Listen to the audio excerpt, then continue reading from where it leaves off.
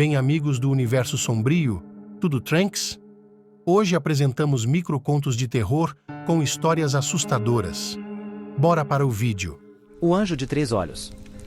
Certa vez, no mundo, um anjo com 3 olhos nasceu. Um olho podia ver o passado, o outro olho podia ver o presente e o último podia ver o futuro. No primeiro dia, os moradores das redondezas se reuniram para assistir ao anjo abrir o olho que via o passado.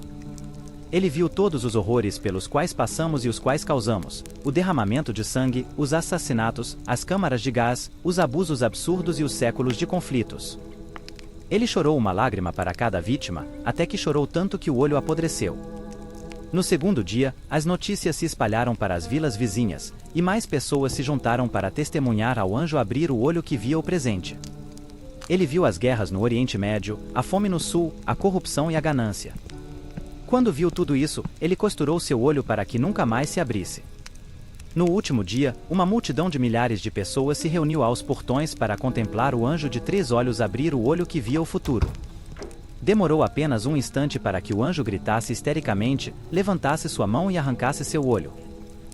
Meus vizinhos são completamente normais. Fui expulso de onde morava há um mês e tive que me mudar para um novo apartamento.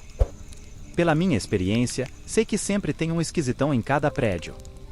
Você conhece o tipo, alguém que dá arrepios e vive recluso, nunca fala com ninguém e tem sempre um barulho estranho em seu apartamento. Para que eu pudesse ficar tranquilo, eu tinha que descobrir quem era. Segui os vizinhos que pareciam mais suspeitos por alguns dias para ver qual deles era um psicopata. Para minha surpresa, todos eles eram terrivelmente normais. Comprei um par de binóculos para poder observá-los em suas vidas particulares da rua de baixo. Até onde pude ver, não tinha nada fora do comum. Mesmo quando vasculhei as coisas deles quando estavam fora trabalhando, não consegui encontrar nada suspeito. Repeti todo o processo com os vizinhos que pareciam mais inocentes, mas também não vi nada de estranho neles. Todo mundo nesse prédio é extremamente normal. Isso me deixa preocupado. Sempre tem um esquisitão. Só espero descobrir quem ele é antes que ele me encontre. O que não te contaram sobre os mortos? Eu não quero soar maldoso, mas os mortos são bem sem noção. Eu os vejo toda hora. Quando eu era mais novo, todo mundo pensava que eu estava falando com amigos imaginários. Depois de alguns anos, quando ouvi uma conversa de meus pais falando sobre ligar para um psicólogo, percebi com o que eu estava falando. Sabe, os mortos não costumam perceber que estão mortos, e eles não parecem nada com o que mostram nos filmes, eles se parecem com os vivos. Sou bem esperto para um garoto de 13 anos, por isso comecei a notar alguns padrões para aprender a diferenciá-los de nós.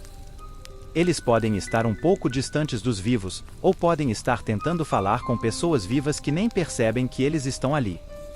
Alguns deles sabiam que eu era diferente, que eu conseguia vê-los. Tipo esse cara que eu vi depois da escola ontem.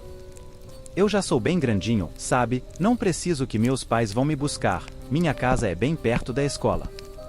O homem estava longe dos outros pais, não falava com eles, só ficava me encarando, e é por isso que eu sabia que ele era um dos fantasmas.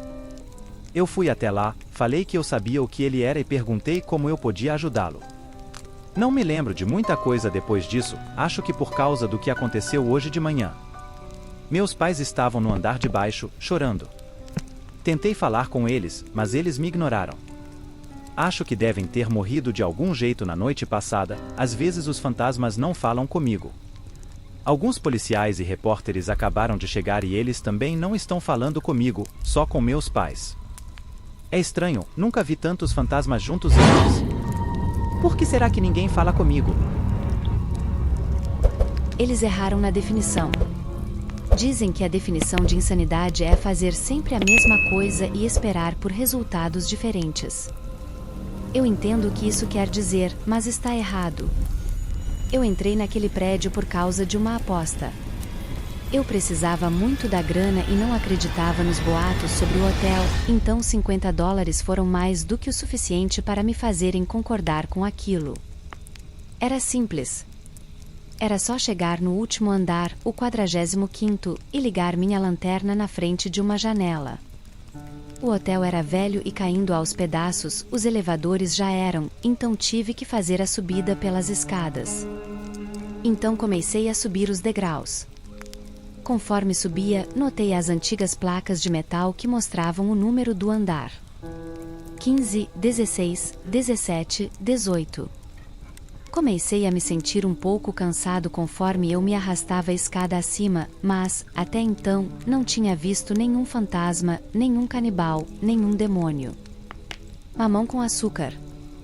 Nem sei explicar como fiquei feliz ao perceber que eu estava chegando ao último lance de escada. Contei os últimos andares, feliz, conforme passava por eles. 40, 41, 42, 43, 44, 44. Parei e olhei a escada abaixo. Eu devia ter me confundido e contado errado, então continuei subindo. 44, subi mais um lance de escada. 44 e então desci 10 andares. 44, subi 15 andares. 44. E tem sido assim desde que me lembro. Então, na verdade, insanidade não é fazer sempre a mesma coisa e esperar por resultados diferentes. É saber que os resultados nunca vão mudar, que cada porta levará para o mesmo lance de escada, para o mesmo número. É perceber que você não sente mais sono. É não saber se você tem corrido por anos, semanas ou anos. É quando o choro lentamente se transforma em risada. Minha filha aprendeu a contar. Minha filha me acordou por volta das 23h50 na noite passada. Minha esposa e eu tínhamos ido buscá-la na festinha de aniversário de Sally, uma amiga dela, a trouxemos para casa e a colocamos para dormir. Minha esposa foi para o quarto ler e eu caí no sono assistindo ao jogo dos Braves. Papai. Ela sussurrou, puxando a manga da minha camiseta. Adivinha quantos anos eu vou fazer no mês que vem? Não sei, bonequinha. Respondi, colocando meus óculos. Quantas? Ela sorriu e me mostrou 4 dedos. Agora são 7h30 da manhã. Minha esposa e eu estamos acordados com ela há mais de 8 horas. Ela ainda se recusa a nos contar onde ela encontrou aqueles dedos. Ele passou um bom tempo acreditando que em sua casa havia monstros. Quando se olhou no espelho, viu somente o monstro. Depois do banho, ela viu que alguém a observava na janela do banheiro. Lembrou que morava no 10º andar. Era tarde da noite. Olhou em volta apreensivo para ver se havia alguém mais no beco. Aliviado, se escondeu, tirou a faca do bolso e esperou pela primeira vítima da noite. A água turva distorce o sol pálido, e você está quase alcançando a superfície, em desespero, fugindo. E a coisa agarra seu tornozelo. Gosto tanto de nadar no mar que nunca me importei com o aviso de cuidado com os tubarões. Até dar minha primeira abraçada e não ver o meu braço. Meninos, não mexam na comida antes de orarmos. Deem as mãos e agradeçam pelo alimento.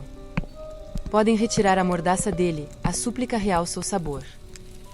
A porta se abre com um rangido. Não ouso me virar.